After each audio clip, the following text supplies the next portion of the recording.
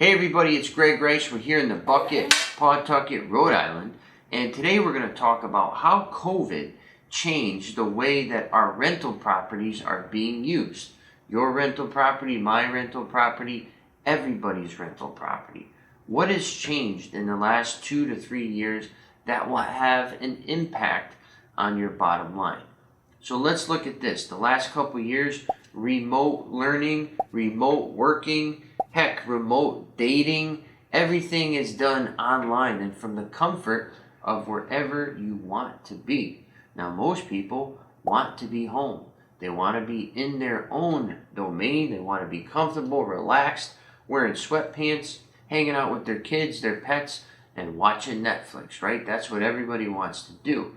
The need for traditional office settings, as I'm in right now, has diminished. You look downtown Providence, you have all these beautiful buildings that are for rent. They can't rent them. They're trying to sell them, they can't sell them. What's going to happen there? So that's the shift, that's the change that we've seen from COVID. And how is that going to impact your rental property? Well, number one, first and foremost, the tenant will be home much more often. Okay, they're going to be home more. So that means, number one, utility usage will increase. The water, they're washing dishes, they're taking a shower, they're flushing the toilet, all of these things, right? The water, the sewer, the common area electric, the common gas maybe that you pay for, the utility usage will increase. And on top of that, the overall wear and tear will increase.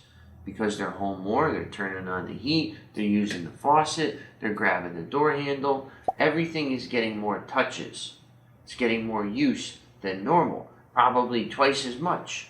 So maybe something like a refrigerator is getting opened twice as much. It might last 7 years instead of 14 years. I'm just throwing a simple example out. Things are going to get used more. And add in also guests. Okay, people are home. Who wants to be there with them? Their boyfriend, their girlfriend, husband, wife, friends, family, and others. So again, just adding to that equation of more wear and tear.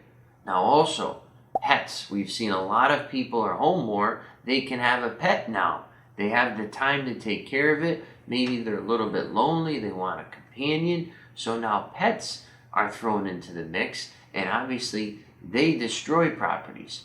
We love them, I love them, everybody loves pets, but they have accidents. They claw at the wooden trim, they bite the carpet, they do things that will ultimately cost you money and cost you time.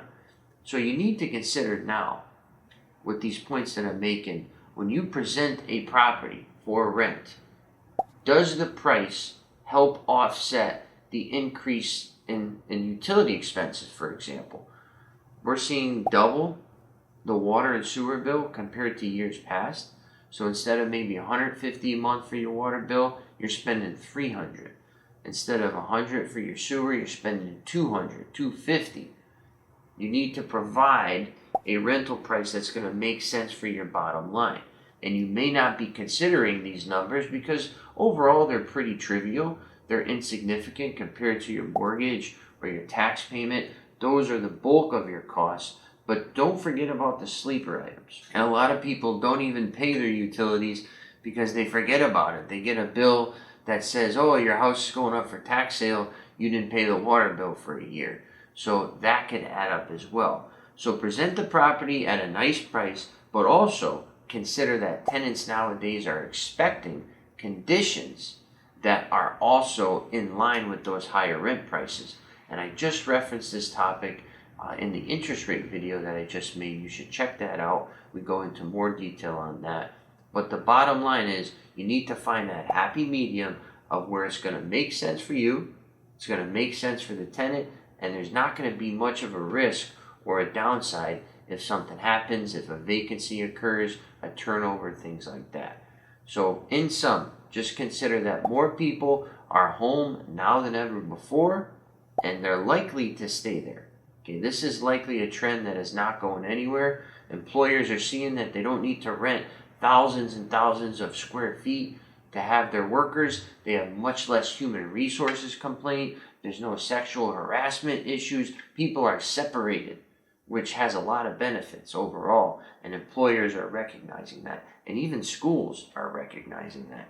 So keep that in mind for your rental property. If you have any feedback, any questions, let me know. Once again, Greg Rice here from my office, not from my bedroom. Your property managed.